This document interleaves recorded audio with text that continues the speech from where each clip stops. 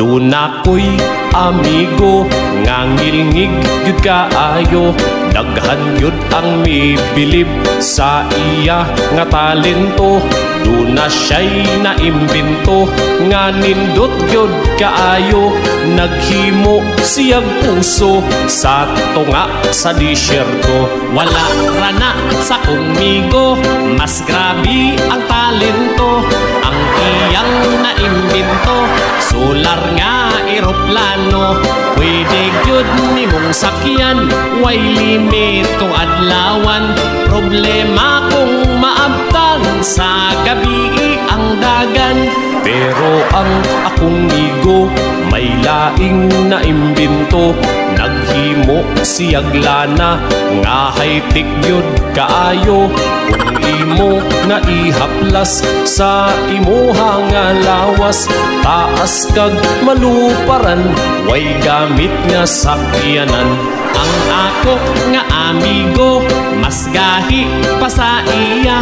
Nag-imbento siyag wireless nga dagom ug manika. Self-defense kuno niya, labinas iyang kontra. Bisan ug asa pa ka maigo, gihapon ka.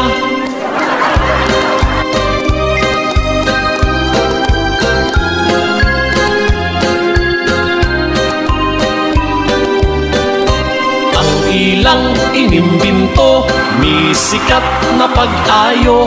Daghan ang nangahadlok, daghang interesado. Ang uban miingon, grabe daw ka-perpekto. Ang uban sad miingon, ay pagka-delikado.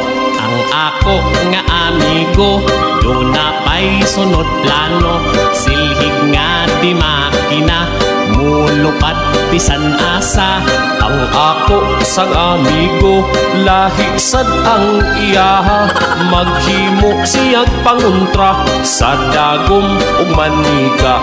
Ang ilang inimbento, misikat na pag-ayo. Daghan ang nangahadlok, daghang interesado. Ang uban miingon, grabe daw ka-perpekto. Ang uban sad miingon, ay pagka-delikado. Ang among mga amigo sa imbensyon, hawd kaayo.